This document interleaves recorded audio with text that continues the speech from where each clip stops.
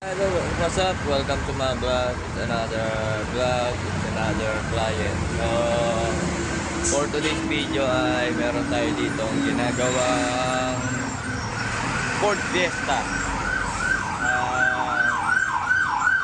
Dahilan kung bakit nandito yan ay yung langis niya tsaka kulan naghalo na sa makina. So, ginawa natin, binaklas natin yung head. Ito po. No, didrain na natin pero kulan pa lang ang lumalabas. Wala pa yung langis. Yan natin puro kulan to. Tangina, engine. Oh, kulan. Wait mo yung langis wait mo yung langis. Ang daming kulan to. Ayan na, langis. Yan na yung langis. Halo pa.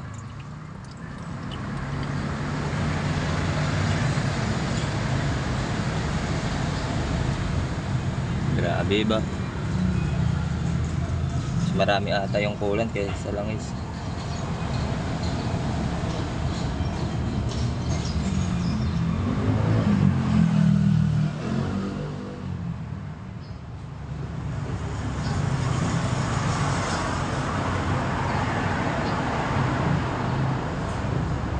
Yan, langis na yan.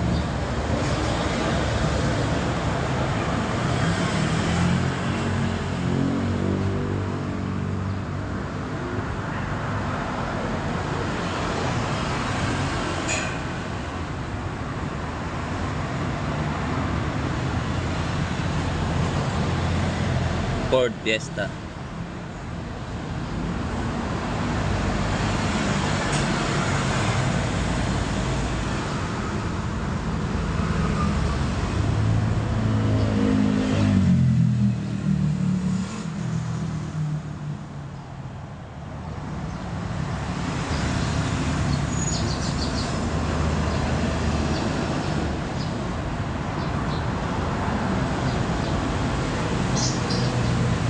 Dami. So siya mga idol, Ford Fiesta. Binaklas na natin yung head. So waiting tayo sa head dahil nasa machine shop na siya at ongoing na siya papunta dito sa atin. Then ito yung mga liner niya. Wala naman tama, all goods naman. Tapos wala namang alog yung mga piston niya. Walang alog yung mga piston. Then ito yung kanyang bagong cylinder head gasket. Yan yung kanyang bagong cylinder head gasket. Then waiting tayo sa machine shop. Tapos palit na rin tayo ng kulan. So ito nga palang Ford Fiesta ay nangangailangan ng mga special tools about sa timing belt. Dahil ang pag-timing nito ay di ganun kadali. Madali sa madali, pero kung mga ano lang mahirap din po. At itong kanyang sigunyalay walang kunya, wala siyang pagpapasukan ng mga para mai-timing mo siya ng maayos. Wala po siya noon, so kailangan niya ng special tools para mai-timing mo yan. At dito sa camshaft, yung camshaft niya kasi nasa machine shop din. So waiting natin yung kanyang cylinder head para ma-assemble na natin. Tapos papalitan na natin siya nito. Then bago naman yung kanyang support.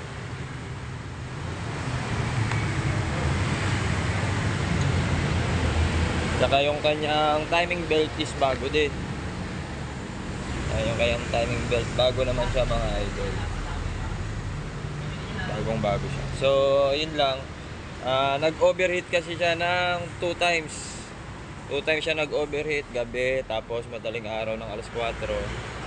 Nag-overheat siya dun sa may lagpas lang sa amin. So napadpad siya dito. Pina-check up at ito na nga na-discover natin. Halo na yung langis niya at saka tubig. Then hinatak natin siya papunta dito. At ano na nga ang ginawa ko, binaklas ko siya. So nung makita ko yung langis niya tsaka tubig is nagalo na. So walang duda. goods naman yung kanya piston tsaka liner, tas hindi po baluktat ang sigonyal niya. So all goods naman to. So antayin na lang natin yung cylinder head para mapaandar at malaman kung ito na ang sakit niya, kasi second owner yata itong si sir. Then nabili niya to ng kaya swap niya nabili. So nagtaka lang ako mga idol dito sa kanyang pinapatungan ng gasket ay may beta gray. So hindi ko po alam talaga kung nilalagyan nga ba ng beta gray, kasi po pag ako po nagpapalit ng mga gasket ay di na po ako naglalagay ng beta gray. Gawa ng meron naman po siyang cylinder head gasket. So ayan yung mga bakat ng beta gray. So kinudkod ko na yan para malinis. Yan, para malinis siya. Tapos nilinisan ko na rin. Eto, may assemble na tayo. So pag umandar, monitoring tayo. Then check up na lang, tsaka scan. So yun mga idol, waiting pa tayo sa head. Yung mga idol, yan na yung kanyang cylinder head, bagong replace, galing machine shop. Atin ang sinasalpak. Yan yung mga bolt niya, kailangan kasi kamayin mo muna para makita mong hindi siya disalign, kasi mahirapan kang higpitan yan. Pag disalign, masisira yung gasket. So kailangan kamay lang muna. Pag maluwag, goods yan mga idol, goods. Ayan, salpak na natin yan. Then ayan yung ibang parts na gagamitin natin, yung coolant, filter, saka oil, saka yung mga gasket, dyan na rin, box yan.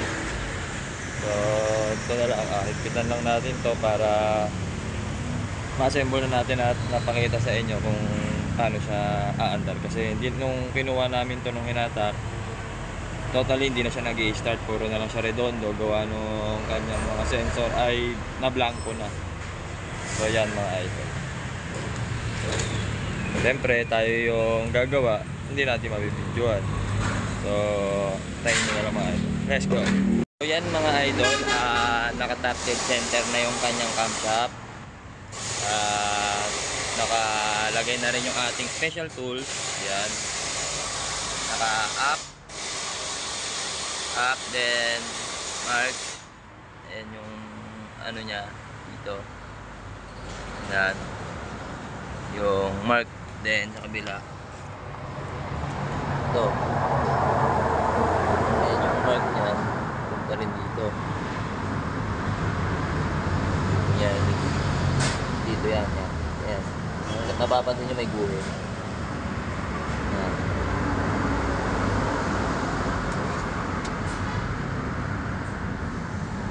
Kasi eto, hindi nyo mailalagay ito kapag kahit konting pihit lang nito or alin ang pumihit, hindi nyo siya mailalagay.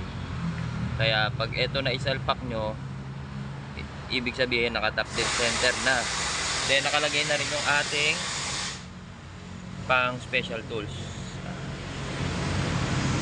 Yan yung kanyang kaya pwede na kayo maghigpit ng tornilyo ng camshaft.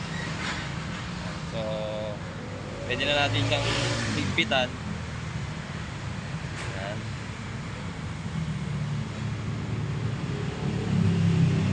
Siya ay naka-top dead center na.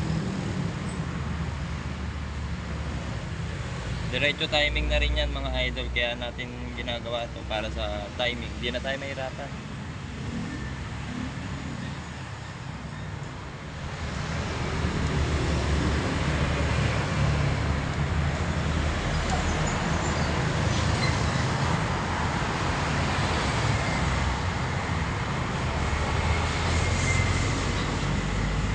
So yan, hihigpitan na lang natin yan. Then naisalpak na rin natin yung mga oil seal.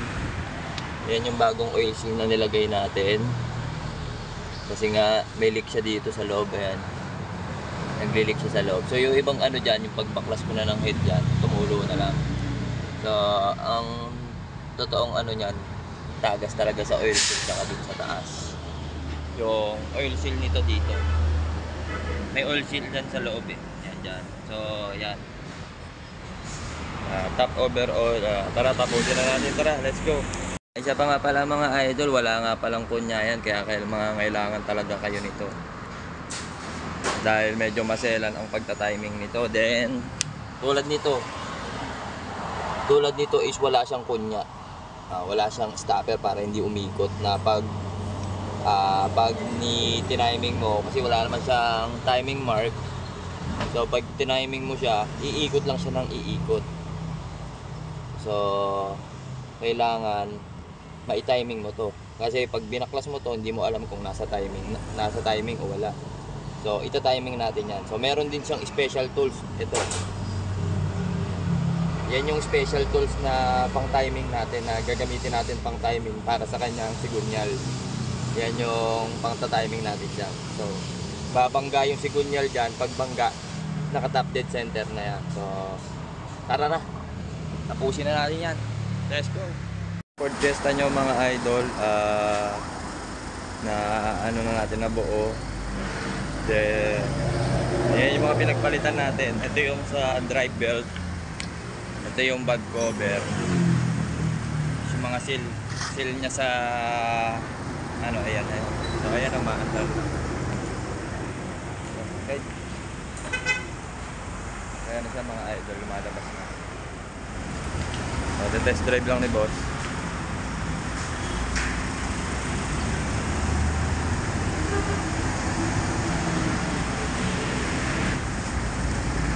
Ford Fiesta blow by. Going to blow by pala.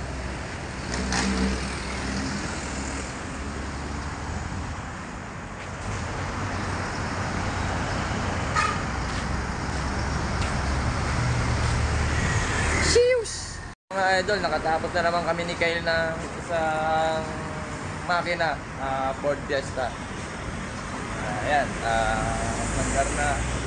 Kasi hinatak natin yan papunta dito at ayaw na magmandar. Tapos halo na yung langis at tubig. So, pero yan, mandar na siya. Si boss nga pala nagdadrive kasi wala tayo.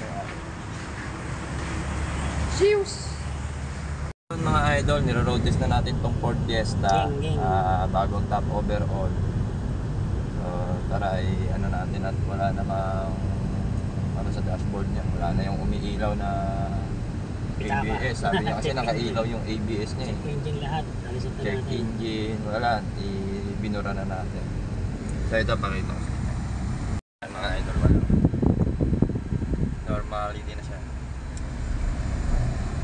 Yung hindi na lang normal yung nagbablog. So, Kabado 20. Kabado 5. Test drive muna Ford Fiesta.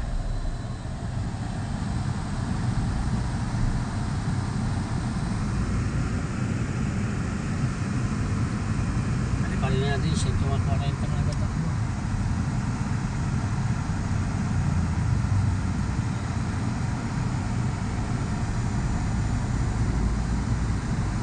Malinis siya.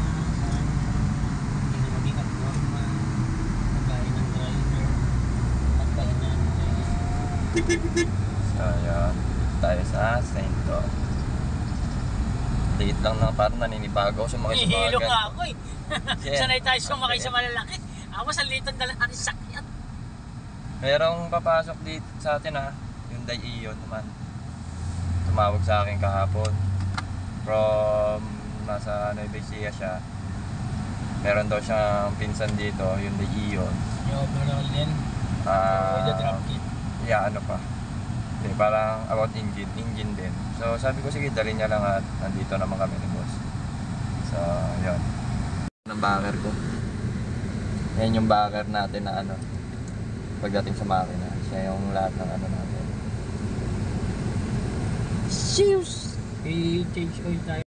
Bakit tayo dito sa driveway? Lakas ng turbo. Lumbas. Akala ko turbo natin eh. Gulat naman ako dyan. Bus pala. Bus. So 35 yung temperature niya, normal dahan-dahan yung pag nasa sa mga tayo.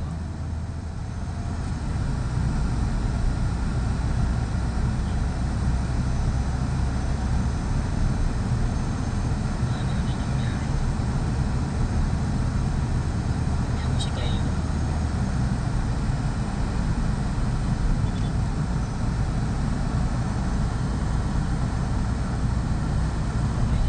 Swerte niya.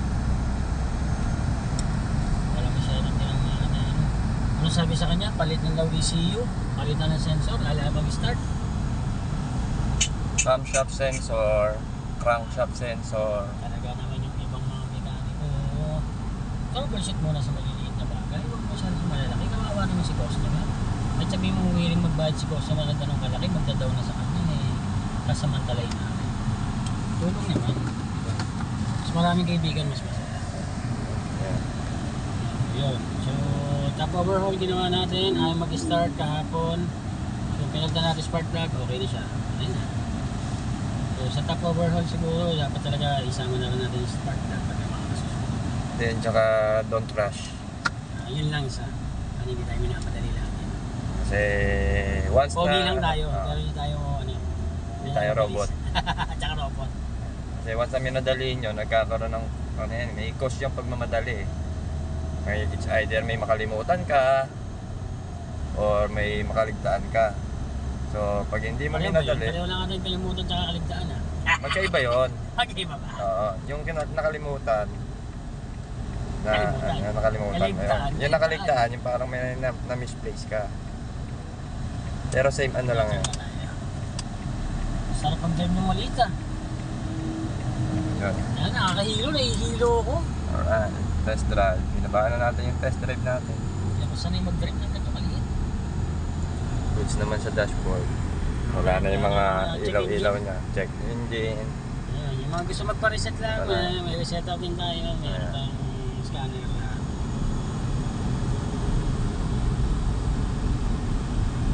Oh, stuck ka na yan. Traffic. Yun. Pabalik na tayo ng shop. Ano pa. Masyado nang haba. Pero sige lang. Tuloy mo lang. Nakabox na siya. Pag mo na yung 4x4. Huwag na natin 4x4. Saan yung cambio ng 4x4? Watch. Digital lang yan, digital. Asan? Dut. Wow. Alright. Parang naging inosente tayo sa kotse ah. Ford Fiesta 1.6 gasoline.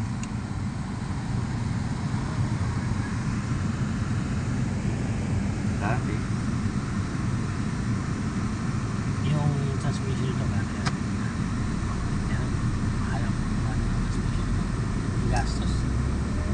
Magastos pag mga matic ang transmission. At saka itong Ford, medyo mahal ang piyesa. Oh, Ford eh. Kaya na Ford eh. Ayun tayo na natin. Kasi maganda. Sunod na i-mechanical ko aeroplano. Ay, salamat. Piloto na. Pag pinarada ni Yuri yung... Pag pinarada ng anak ni Boss yung aeroplano kasi piloto yun eh.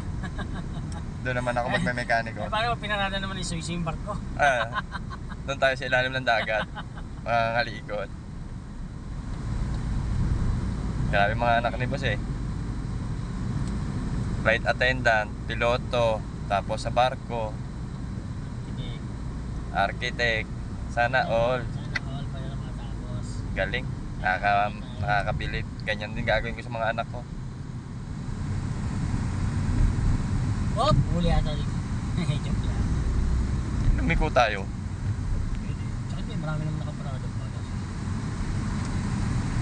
Ayan, St. Dom na tayo. Okay, may ako na. Hindi siya ganun kalamig na gusto ng lamig. Naabutin tayo ng pagliko.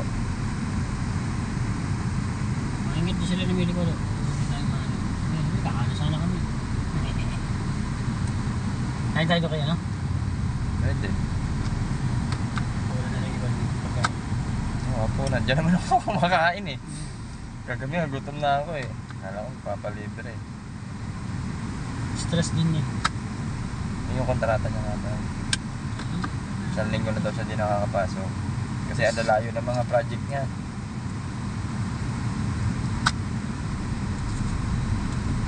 Matuwa ka pa, ano sila pa, Batangas.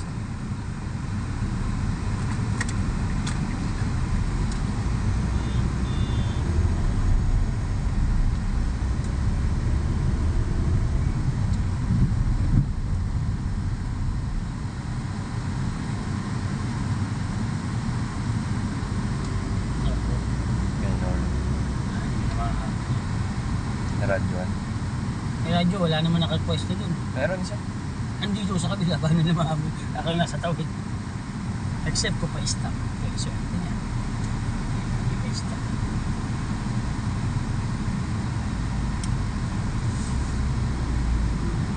Ayoko na motor yung Montec na. Montec.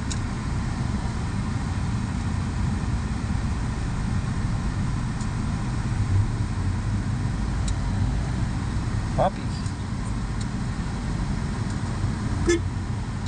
Late na sasakyan, lakas ng busina yun. Malakas pa na ito, motorin din. Saka matipid. Maselan lang talaga yung mga pyesa. Maselan lang lang. Saka matipid to eh. Kasi yung kay, ano diba, kay Tawik. Matipid yung ganito nga. Yung gada pyesa, tsaka yung mga issue. Lalo tayo nila. Wala na ilaw. Reset ko lang kanina. Kaya siguro siya nag-ano sa ABS kasi nagbaklas-baklas kaya nang Hindi umiilaw daw talaga yung ABS niyan. Inaano niya kasi ako, nilinis ko yan. Hindi, tsaka na-reset na. Hindi na na-reset ka na.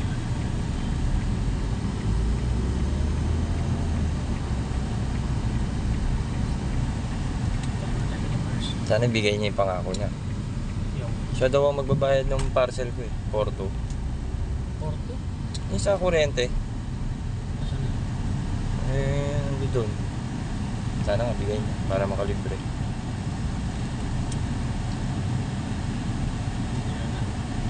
So yun, kain muna kami dito kay sa Basalahe Funeral Service Office. Ayun no. Sa Pebert Doon tayo kakain no. Yan. Basalahe Funeral Service Office. Kain muna tayo dito mga idol. So ayan. Hindi na uusog ito eh. Hindi mo naman tinakin doon. Anong nangyari?